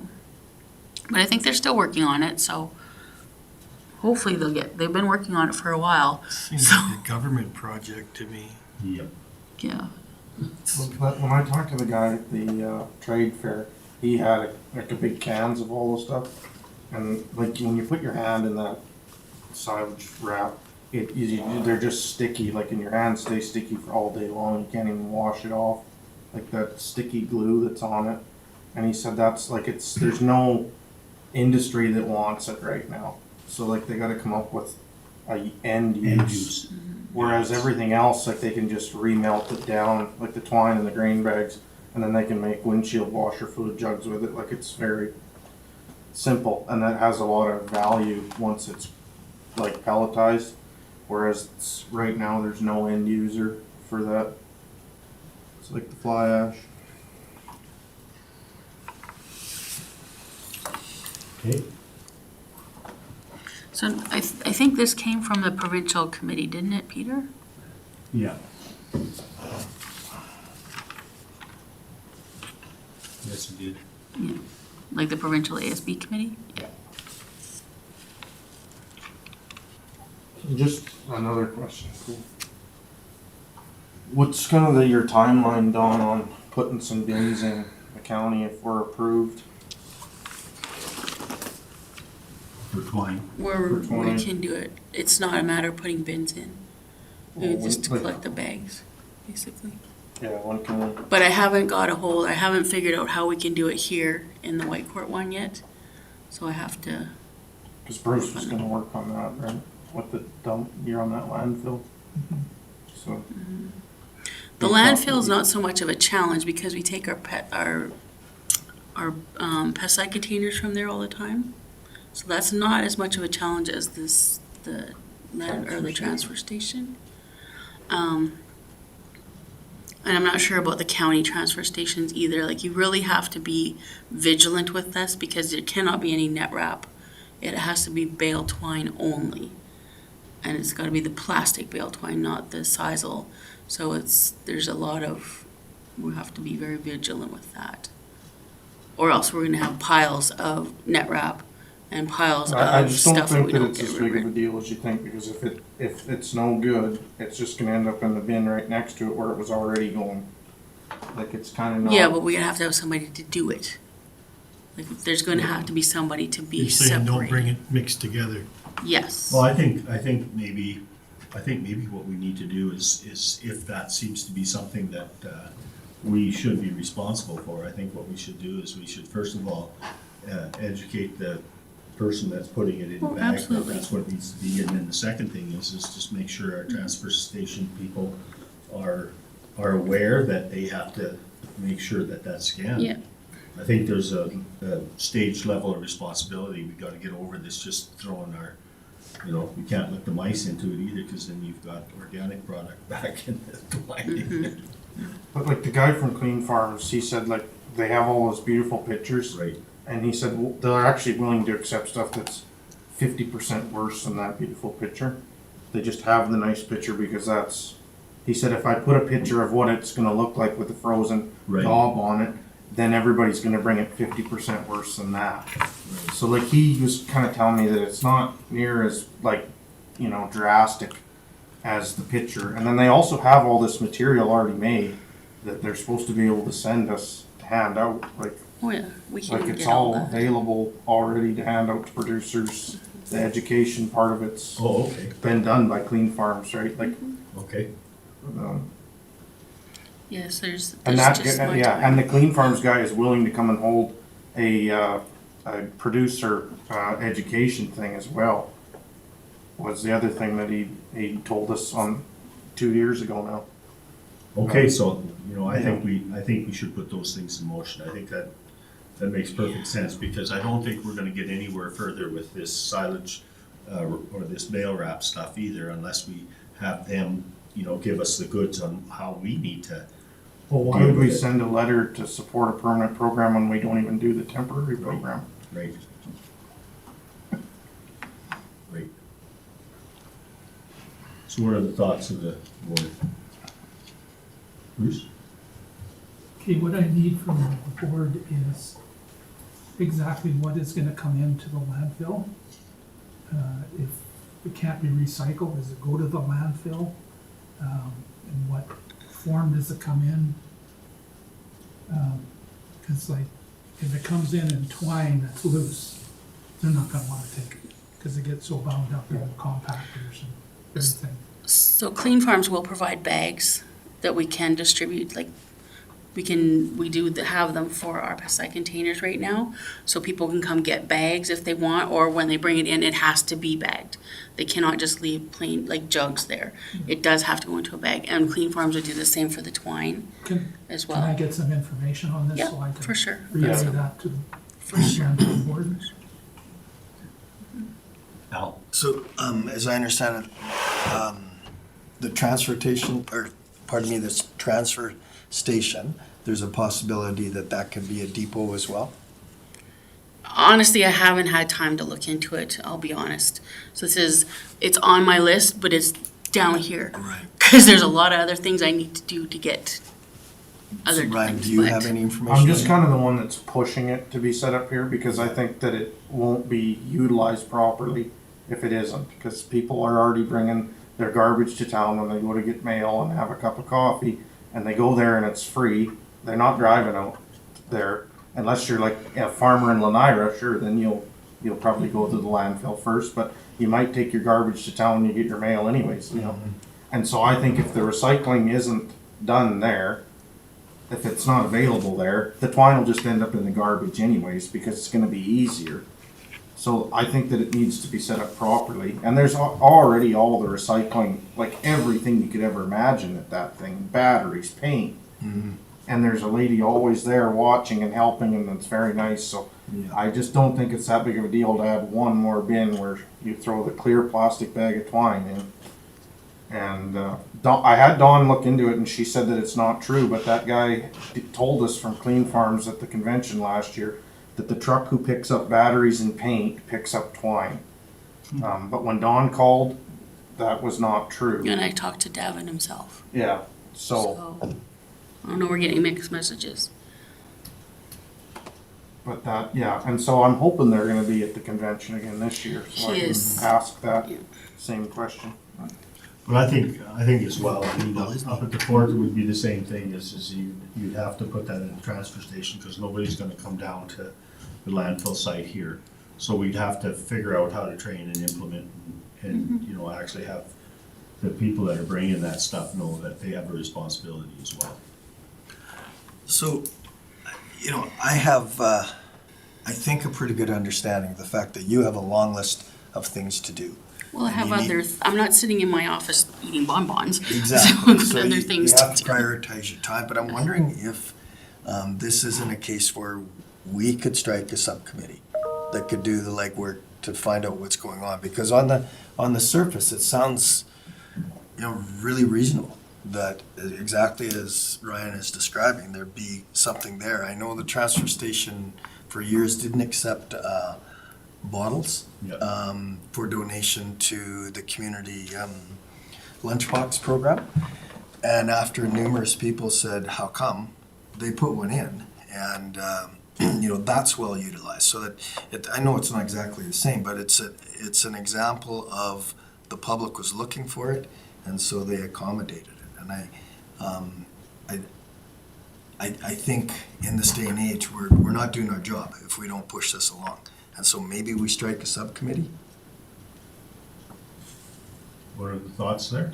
Yeah, I mean, if Dawn doesn't have time because of other impeding things, we're gonna have to do something else. Like, Well, then, you know, like Bruce, you sit on the landfill board, and So maybe, does Dave. and so does Dave. So either one of you along with maybe Ryan, or would you be interested, Al? Well, I don't know how Or- many people need it, but I'm Just just, that, maybe just sit down together, and maybe that could be our committee, and report back to our next service board meeting what you found out, what we can do. I think the best way to do it is come up with a plan, what we need, and do a presentation at the landfill board meeting. And I think maybe after, at the service board, I know Clean Farms is gonna be there at the conference. They've got, I'm assuming, a trade fair again, He's on the agenda as well. and he's on the agenda as well, so let's pick his brain there as well and just see exactly what steps we need to take. because currently you have to bring all the jugs to Fort Assiniboine, right? Like- Yes, that's the collection point. We have a site out at the landfill, like Yeah, we have a for sure. bin. Yeah, and somebody has to bring them all to Fort Assiniboine. Yep. Regularly. Yep. And the way so I brought that up to the guy that was, and I said, well, you know, like it's hard for the county to be collecting things from a big county and trying to have them in one spot. And he said, well, no, like any the truck should be coming. So we kind of need to get the answer to that, you know, because if we have to haul all the twine from the transfer station, the landfill, and wherever we set up the thing in Fort Assiniboine and haul it all to Fort Assiniboine, you know, just like the chemical jugs, that's kind of a ridiculous feat, really.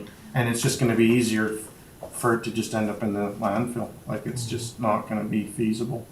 So it's gonna be a little bit different than the plastic pesticide containers, because those can go back to retailers now. Yeah. Right? So if people are close to a real retailer, that's where they're supposed to be. Like, we fought to have our site to stay open, because all the municipal ones are being closed down. Yeah.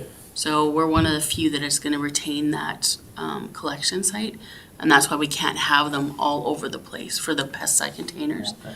So the twine might be a bit different. Well, I'm hoping that it's gonna be the same as the paint and the batteries. That the truck will come to wherever the paint and the batteries are. That we're not hauling batteries across the county to one place.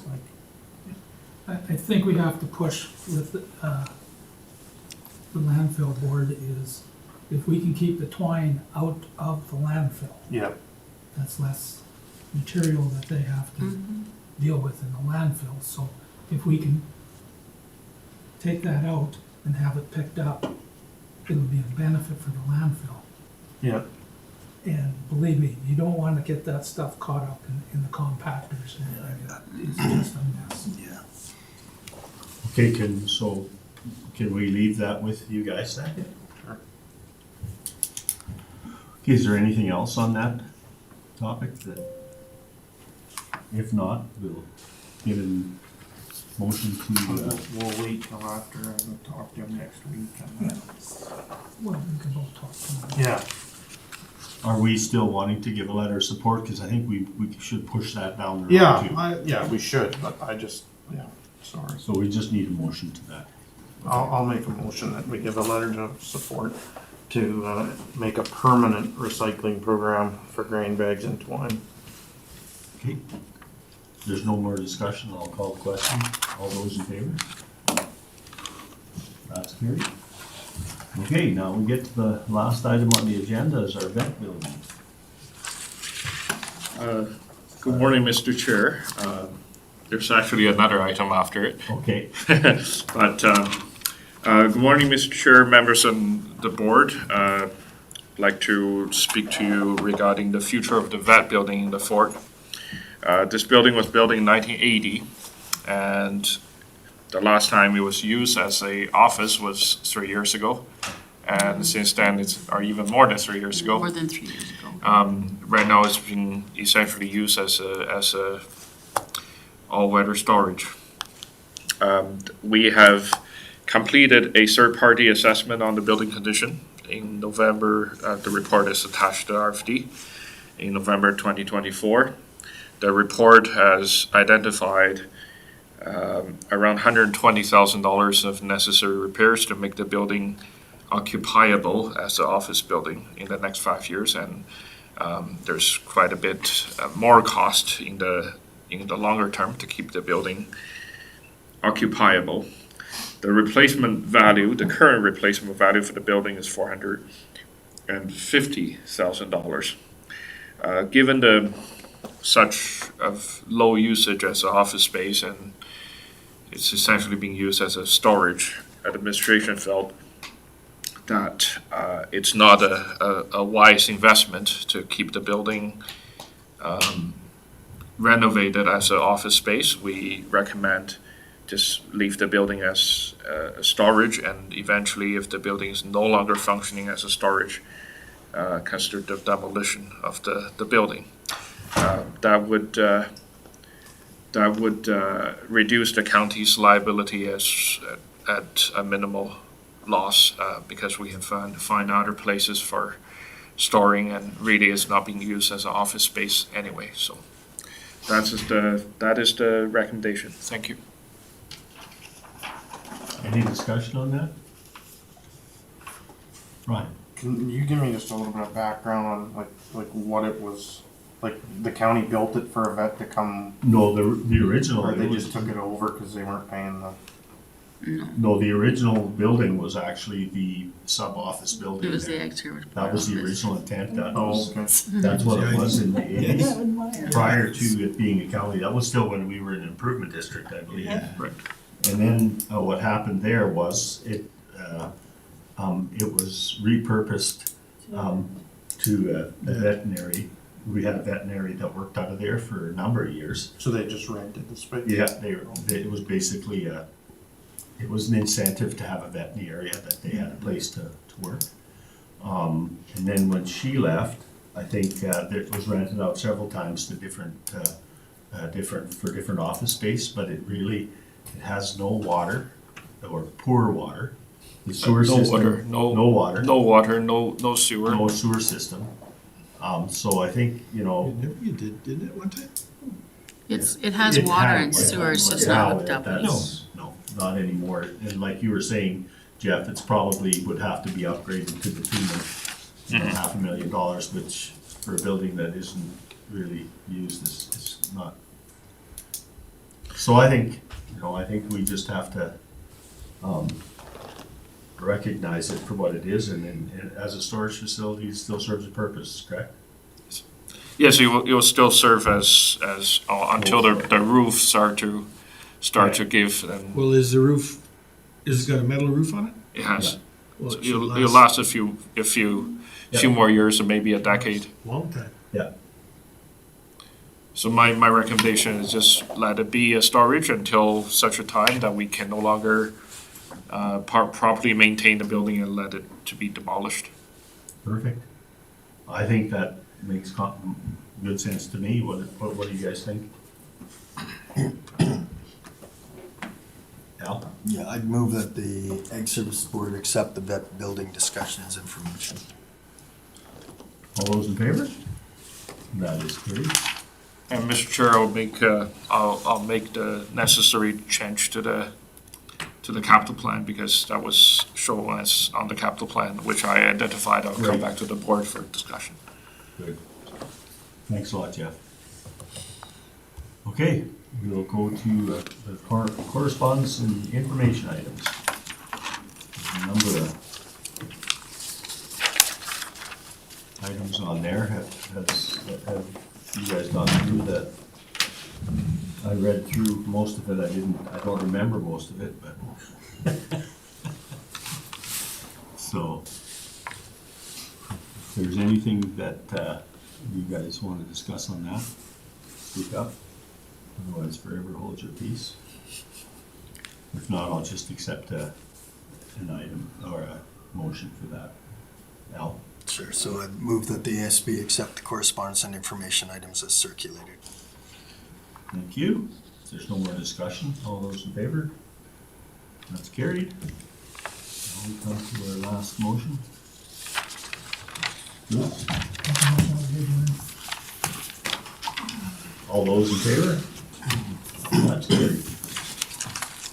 Thank you very much, you guys. It was a good discussion today. I think we got some things that are